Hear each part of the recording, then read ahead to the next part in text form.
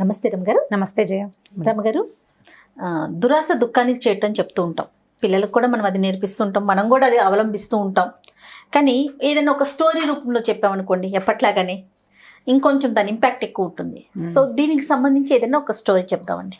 ఇదివరకే దురాశ దుఃఖానికి చేటు సత్యమునే పలకబలను, ఇలా కొన్ని మనకి అందరిని ద్రాక్ష పళ్ళు పుల్లన ఆలస్యం అమృత విషయం అవి సూక్తులు చిన్నప్పుడు ప్రతి సంవత్సరము తెలుగు లెసన్స్ ఏవో ఒకటి ఉండేవి జయ. ఇప్పుడు దురాశ లేని ప్రాణి లేదు ఇవాళ రేపు. మీరు పేపర్ తీయండి, ఎంతమంది దురాశపరులు కనపడతారో మనకి. వాళ్ళెవరో ఏదో ఒక 1000కి 2000 ఇస్తామన్నారంటే చేరిపోతారు. దురాశ కాదు, 1000కి 2000 5000 ఎందుకు ఇస్తారు? ఇలా స్కీముల్లో మోసపోయేవాళ్ళు, బ్యాంకులకు డబ్బులు కట్టి మోసపోయేవాళ్ళు, చిట్టీల్లో మోసపోయేవాళ్ళు, ఉచితార్థం ఎక్కడెక్కడిది మనకే వచ్చేసేయాలి, మనది మనకుంటే చాలన్న ఆలోచన అసలు లోకంలోనే నశించిపోయింది. మీరు ఒక 1000 రూపాయలు కట్టండి, మీకు కొన్ని రోజుల తర్వాత 2000 వస్తాయి, లేదా 3000 వస్తాయి అనగానే వెంటనే కట్టేస్తారండి. అంతే. మీరు ఫస్ట్ చెప్పగానే నాకు అర్థం కాలేదు. చాలా మంది అలాంటివి. అవునవును. ఇప్పుడు మనం ప్రతి ఆల్టర్నేట్ డే అంటే ప్రతి రోజు విడిచి రోజు పేపర్లోనూ మోసపోయిన వాళ్ళు, మోసగించిన వాళ్ళు, అంటే పెద్ద బ్యాంకులు, చిన్న బ్యాంకులు, చిట్టి వాళ్ళు బోర్డు తిప్పేసిన వాళ్ళు, ఎన్నో స్కీములు.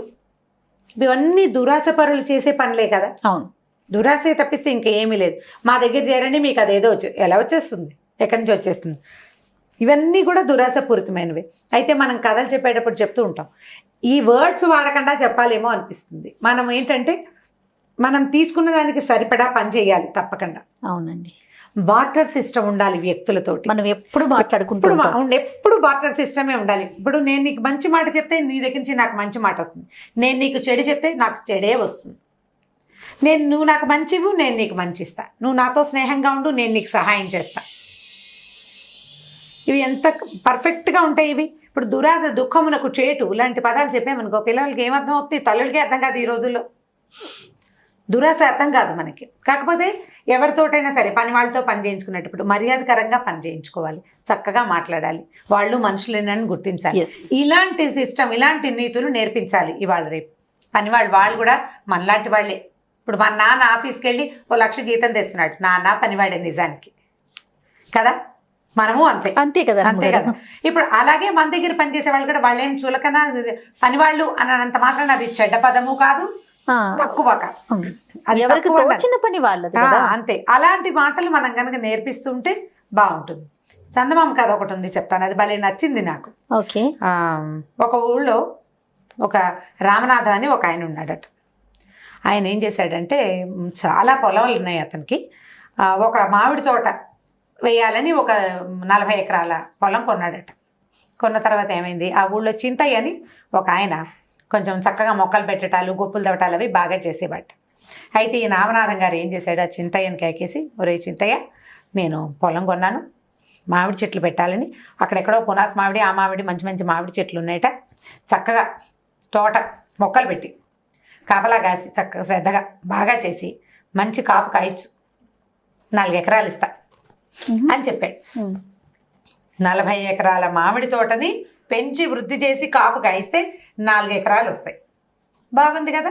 ఈ చింతయ్య ఏం చేశాడు, పెళ్ళాం పిల్లలతో కలిసి, భార్య పిల్లలతోటి, ఆయన ఏ పొలం అయితే చూపించాడో ఆ పొలంలో ఓ చిన్న గుడిసె వేసుకున్నాడు. ఆ గుడిసె కావాల్సినవి అవి ఆయన ఇచ్చాడు.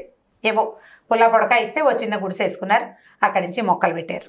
ఆ మొక్కలతో పాటు ఈయనేదో ఆ కూర ఈ కూర వేసుకున్నాడు. 2 మేకలు 2 కోళ్ళు పెంచుకున్నారు. ప్లేస్ ఖాళీగా ఉంటుంది కదా.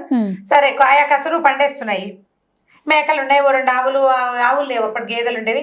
2 కోట్లను కూడా పెట్టుకుని పాలు తీసుకుంటూ ఆ పాల వ్యాపారం చేసుకుంటూ ఈ మామిడి చెట్లని పెంచి పోషించాడు. బాగా చక్కగా అన్ని మొక్కలు బ్రహ్మాండంగా వచ్చినాయి. బాగా వచ్చింది తోట. 4 సంవత్సరాలు తిరిగేసరికి బ్రహ్మాండంగా అయిందట తోట. అవి బాగా పూతా పిందే వచ్చి బ్రహ్మాండంగా కాసి, ఇక కాయ దిగుతుంది.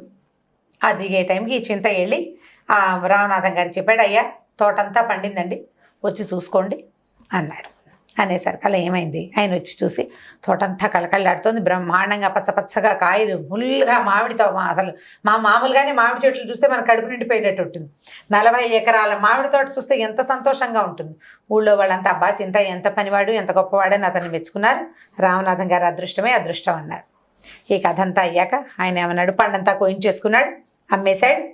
అమ్మేసిన తర్వాత చింతయ్య ఒకరోజు ఆయన వీడు పనివాడు మాట్లాడుకుంటున్నారు. చింతయ్య అన్నాడు, అయ్యా నాకేదో పొలం ఇస్తానన్నారు, పిల్లాడికి పెళ్లి చేద్దాం అనుకుంటున్నానండి, మీరు ఆ పొలం ఏదో దయచేయిస్తే తీసుకుంటాను అనేసరికల్లా దానిదేముందిరా తీసుకో అని చెప్పి ఏం చేశాడు ఆయన, ఊరికి దూరంగా ఉన్న ఒక బంజరు భూమి 4 ఎకరాలు చూపించాడు.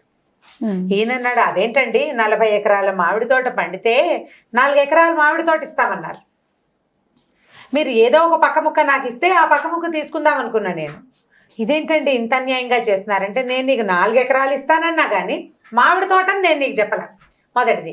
అక్కడి నుంచి రెండోది, నువ్వు ఇంత పెద్ద తోట పెట్టావా, ఇందులో చూడు 3 చెట్లను చూపించాడు ఆయన. 3 గొడ్డుపోతు చెట్లు కొన్ని ఉంటాయి, మామూలుగా మనం ఫుల్ చెట్లు పెడతామా, ఓ 2-3 పూతా పిండే రావు, 3 గొడ్డుమోతు చెట్లు ఉన్నాయి. ఈ 3 గొడ్డుమోతు చెట్లు కాయల అంటే నువ్వు సక్సెస్ కాలా, అసలు నేను కాబట్టి నీకు పొలం ఇస్తున్నా, తీసుకుంటే తీసుకో లేకపోతే మానే అన్నాడు. ఇప్పుడు ఇంత ఎదిగిన మామిడి తోట ఎవరు చూసినా కాస్తుంది ఏటా దాని పని ప్రకారం. అక్కడ ఏం చెయ్యరు, మామిడి తోటల్లో ఏం ఉండదు, జస్ట్ ఆకు తెగులు అవి రాకుండా 2 సార్లు పిచికారీలు కొడతారు, అవును అంతే. వాటి గుప్పులు దవ్వేది ఉండదు, ఏమన్నా ఇంత అయిపోతాయి మాన్లు, వాటికి చేసేది ఏముంది, వాటి కాలం ప్రకారం జనవరి రాగానే పూత వస్తుంది, మార్చి ఏప్రిల్ రాగానే పిండి వచ్చి కాయ వచ్చేస్తుంది, జూన్ అయ్యేసరికి పిండి రాలిపోతుంది, మళ్ళీ స్టార్ట్. ఇదే కదా కథ జరిగేది. అక్కడి నుంచి ఏమైంది, దాంతో ఇతను ఇంటికి వచ్చేసాడు, నాకు వద్దండి అంటే, కాదు తీసుకోమన్నారు అందరు. అదేమిట్రా 4 ఎకరాలు ఇస్తుంటే ఉచితార్థం తీసుకోమంటే ఏడుస్తూ ఆయన ఆ 4 ఎకరాల కాగితం చేత్తో పుచ్చుకొని ఇంటికి వచ్చాడు. వచ్చేసరికల్లా ఇతనికి కొడుకున్నాడు, ఆ కొడుకే పెళ్లి చేయదలుచుకున్నారు. ఆ కొడుకు అన్నాడు, అదేమి నాన్న 4 ఎకరాలు పోని మామిడి తోట కాదు పండే పొలమైనా ఇచ్చాడా కాపు నీకు, కనీసం అది కూడా ఇవ్వలేదు. అది కూడా ఇవ్వకపోతే వీడిని ఇలా వదిలేస్తామా, పంచాయతీ పెడితే పెద్దవాళ్ళందరూ ఏమంటారు, నీకు 4 ఎకరాలు ఇస్తే దాన్ని నువ్వు పండించుకోవాలి అంతేగాని అని ఆయన పక్షం. ఎందుకంటే ఆయనేమో కామందు భూస్వామి, ఆయన పక్షమే వహిస్తారు కానీ బక్కవాడి పక్షం ఎవరు వహిస్తారు, అవును. దాంతో ఈ కుర్రాడు ఏం చేశాడు, పట్టణంలో వాడికి బాగా దూరం నుంచి 2 స్నేహితులు ఉన్నారు దూరపు ఊళ్ళో, వాళ్ళిద్దరికి ఉత్తరం రాశాడు, కార్డు రాసి పడేశాడు, రండి నాయన అని. వాళ్ళిద్దరు రాగానే వీడు ఒక యతీశ్వరుడి వేషం వేసుకున్నాడు.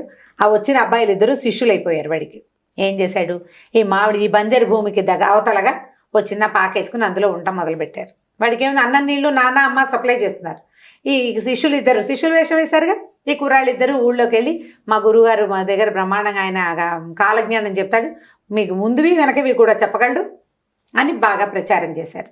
ఒకళ్ళిద్దరు వచ్చేసరికల్లా ఆ ఊరివాడే కదా పిల్లాడు, ఆ కుర్రాడు. దాంతో వాడేం చేశాడు, వాడికి తెలిసిన సంగతులే చెప్పాడు. చెప్పేసరికల్లా అమ్మో నిజం చెప్పాడని వాళ్ళు బాగా ఊళ్ళోకి వెళ్ళి ప్రాపగాండా చేశారు. చేసేసరికల్లా వీడి టైం బాగుండి కాకతాళీయంగా వీడు పిల్లలు పుడతారని చెప్పిన ఆవిడ వెంటనే కడుపుతూ ఉండటం అలాంటిది చిన్నది జరిగింది. అప్పుడు ఇంకా సక్సెస్ వస్తుంది కదా. ఊళ్ళో అంతా చెప్పుకునేసరికల్లా ఊళ్ళో జనాలంతా పాలు పళ్ళు పలహారాలు పుచ్చుకుని స్వామివారి సేవకు వెళ్ళడం మొదలుపెట్టారు. అలాగే అవుతుంది. యోగీశ్వర్లు వాళ్ళు ఊళ్ళోకి వస్తే ప్రచారం మౌత్ టు మౌతే కదా, పబ్లిసిటీ. అక్కడి నుంచి ఏమైంది, ఫ్రెండ్స్ 2 మా వాళ్ళు సూపర్ అని ఊళ్ళో భూమిలో ఉన్న నిధి నిక్షేపాలు చెప్పడంలో ఈయన సిద్ధహస్తుడని, కనుచూపు మేరలో ఎక్కడా లేవు కాబట్టి ఇంకా చెప్పలేదని ప్రచారం మొదలుపెట్టేసరికల్లా ఈ కామందికి బాగా ఆశ పుట్టింది. మనకి బోల్డ్ పొలం ఉంది, ఈ కనుచూపు మేరలో లేకపోతే ఈ కనుచూపు మేర కాకుండా అవతల ఇంకా పొలాలు ఉన్నాయి, ఏదైనా ఒక పొలం ఎక్కడైనా నిధి నిక్షేపం ఉందంటే బాగుంటుందని ఏం చేశాడు, ఓ బుట్టెడు మామిడి పళ్ళు అవి ఇవి పుచ్చుకొని స్వామివారి సేవకి దయచేశాడు. వెళ్ళేసరికల్లా ఏమన్నాడు, బాగా బతిలాడాడు, బాబు ఎప్పటి నుంచో శివాలయం కట్టించాలనండి, నా ఆస్తుల నుంచి కట్టించడానికి నా కొడుకులు ఒప్పుకోరు, ఎక్కడైనా నిధి నిక్షేపాలు ఉంటే చెప్పండి, అది తవ్వించి దాంతో గుడి కడతా. బాగుంది కదా ఐడియా. సరే ఋషీశ్వరుడు ఓ 2-3 రోజులు బాగా సాగిచ్చి తర్వాత పద చూస్తానన్నాడు. ఊరంతా తిప్పాక ఏ బంజరు భూమినైతే ఆ కామందు రామనాథం గారు చింతయ్యకి ఇస్తానన్నాడు ఆ బంజరు భూమిని చూపించాడు. దీంట్లో నిధి నిక్షేపాలు ఉన్నాయి. ఇది 15 నిలువులు తవ్వాలి. 15 నిలువుల తర్వాత ఒక మేకని బలేసి మళ్ళీ ఇంకో 10 నిలువులు దొరికితే ఇంత పాత ఉంది ఇందులోనని చెప్పాడు. దాంతో ఈయన ఏం చేశాడు, ఇప్పుడు 4 ఎకరాలు చింతయ్యకి ఇచ్చాడు. అది కూడా ఊళ్ళో అందరి ముందు ఇచ్చేసాడు, కాగితాలు చేతిలో పుచ్చేసుకున్నాడు. వాడు పుచ్చుకెళ్ళిపోయాడు కదా. ఇప్పుడు ఆ 4 ఎకరాలు పట్టుకోవాలి. ఈయనకి ఆల్రెడీ 100 ఎకరాల పొలం ఉంది. అయినా కూడా 4 ఎకరాలు ఉచితార్థం ఒకడికి ఇవ్వగలిగేంత సత్తా ఉందంటే అతని దగ్గర ఎంత పొలం ఉంది. ఈ అత్యాశ ఎందుకు, దీన్నే మనం దురాశ అంటాం. ఇప్పుడు దురాశ దుఃఖానికి చేటవ్వాలి ఇప్పుడు. అవును. ఈయన ఏం చేశాడా, చింతయ్య దగ్గరికి వెళ్ళాడు. ఒరే చింతయ్య, నువ్వు ఎంతో కష్టపడి పనిచేసావురా, 4 ఎకరాలు నీకేం సరిపోతాయి, ఓ 10 ఎకరాలు మామిడి తోట రాసిస్తా, ఆ 4 ఎకరాల కాగితం ఇచ్చేయి నాకు అన్నాడు. వీడన్నాడు, చింతయ్య అన్నాడు, అబ్బాయి ఎందుకండి బాబు, నలుగురు ముందు ఇంత మాట అన్నాక మీరు వద్దు, మీ మామిడి తోట వద్దు, నాకు ఇచ్చిన 4 ఎకరాలు సరే, మా పిల్లాడు అందులోనే ఇల్లు కట్టుకుని నాన్న ఏదో కొద్దిగా తవ్వుకుని మొక్క మూడు వేసుకుందామన్నాడు, కాబట్టి ఈ నెలాఖరి వైశాఖ మాసం వచ్చాక మా అబ్బాయి పెళ్లి చేస్తానండి, మేము అక్కడ ఇల్లు కట్టుకోవడానికి ఇదిగో రాయలు తయారు చేసుకుంటున్నామని ఇటుకలు తయారు చేస్తున్నారు చూపించాడు. ఇప్పుడు ఇటుకలు కూడా తయారు చేస్తున్నాడంటే వాడు ఇల్లు కట్టుకోవడానికి రెడీగా ఉన్నాడు అనమాట. అక్కడి నుంచి ఈయన బతిమలాట మొదలెట్టాడు. 10 ఎకరాలు కాస్త 20 చేశాడు, 30 చేసి ఈ 40 ఎకరాల మామిడి తోట నీకు ఇచ్చేస్తాను రా, ఆ 4 ఎకరాలు నాకు ఇచ్చి. ఏమిటి ఆ 4 ఎకరాల మీద ఆశ, ఆ కింద 15 నిలువలు 25 నిలువలలో కింద ఇంత పెద్ద బంగారపు పాతుంది, అది తీసుకుని తన ధనవంతుడు అయిపోవచ్చని విరగగాసిన 40 ఎకరాల మామిడి తోటని ఇచ్చేయడానికి పూనుకున్నాడు. సరే 40 ఎకరాలు రాసి దస్తావేజులు రాయించాడు. చింత అయినాడు, బాబు ఈ గోలు ఎందుకండి, నలుగురు ముందు చేయండి ఆ పని ఏదోను అంటే, నలుగురు ముందు అందరు ఆశ్చర్యపోయారు, ఏమిటి వీడికి పిచ్చా, 10 ఎకరాలు ఇస్తాడు, 4 ఎకరాలు ఇస్తాడు, 40 ఇస్తున్నాడు ఏమిటని ఆశ్చర్యపోయారు. 40 ఎకరాల మామిడి తోటని చింతయ్యకి రాసి ఇచ్చేసాడు. ఈ చింతయ్య ఏం చేశాడు, వెంటనే ఆ ఊళ్ళో ఇంకో సుబ్బయ్య అనేవాడికి, ఒరే ఈ తోట నీకు లీజుకి ఇస్తున్నాను, ఈ తోట నువ్వు తీసుకో, నేను మా అత్తారింటికి మా ఊరు వెళ్ళిపోతున్నామని పెట్ట సర్దుకుని వెళ్ళిపోయాడు ఊళ్ళో నుంచి. ఈయన ఏం చేశాడు, ఈ పురుషేశ్వరుడితోటి మాట్లాడాడు సాయంకాలం. ఏమన్నాడు, బాబు ఎప్పుడు తవ్వనండి, ఏంటంటే ఇంకొక నెల పోయాక ముహూర్తం పెట్టారు, నెల తర్వాత తవ్వడం మొదలు పెట్టండి, నేను ఒక 1-2 ఏళ్లలో తిరిగి వస్తాను, కాశీనగరానికి వెళ్ళొస్తా, నేను తిరిగి వచ్చేసరికల్లా ఇక్కడ శివాలయం కట్టేయాలి అబ్బాయి నువ్వు, సరేనా అని ఒప్పించాడు. సరే ఈ 1 రోజుల లోపల ఈ చింతయ్య మొత్తం ఫ్యామిలీలంతా సర్దుకుని ఈ మామిడి తోటను లీజుకి ఇచ్చేసి తన వాటాకు వచ్చింది కదా 40 ఎకరాలు, ఊరు వదిలిపెట్టి వెళ్ళిపోయాడు. ఈ ఋషీశ్వరుడి వేషంలో ఉన్న కుర్రాడు వాడి ఫ్రెండ్స్ కూడా ఊళ్ళో నుంచి బయటకు వెళ్ళిపోయారు. నెల తర్వాత ఈయన తవ్వాడు. 15 నిలువులు తవ్వి మేకను బలేశారు. తర్వాత 10 నిలువులు కాదు 25 నిలువులు తవ్వినా అది మహాసొరంగంలాగా కిందకు పోయింది, కానీ అందులో నుంచి ఎర్రని ఏగాని బయటికి రాలేదు. ఊళ్ళో అందరూ తిట్టిపోశారు, ఇంతంత ఈ తవ్వటం ఏమిటి, దీనికి ఇంత డబ్బు ఖర్చు పెట్టడం, ఎకరాలు అమ్మితే కానీ ఈ గుంట తవ్వటం అవ్వలే.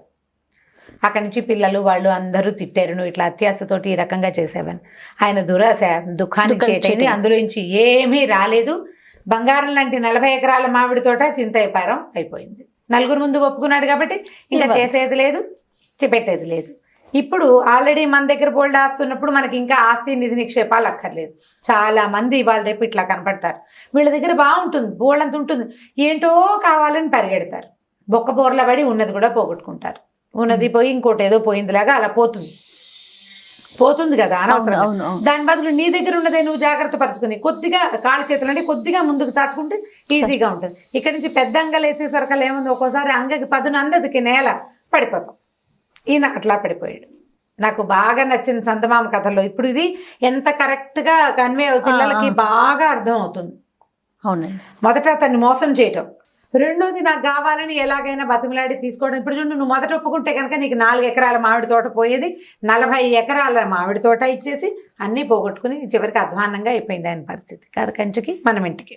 సూపర్, చాలా బాగుంది రమ్మగారు. పిల్లలకి పిల్లలకు బాగుంది, ప్లస్ మన రియల్ లైఫ్ కి బాగా దగ్గరగా ఉన్న కథ కదా ఇది. సూపర్ అండి, ఇంకో కథతో మళ్ళీ కలుద్దాం తప్పకుండా. నమస్తే. ఈ వీడియో కనుక మీకు నచ్చినట్లయితే లైక్ చేయండి, షేర్ చేయండి. మరిన్ని వీడియోస్ కోసం మా ఛానల్ సబ్స్క్రైబ్ చేసుకోండి.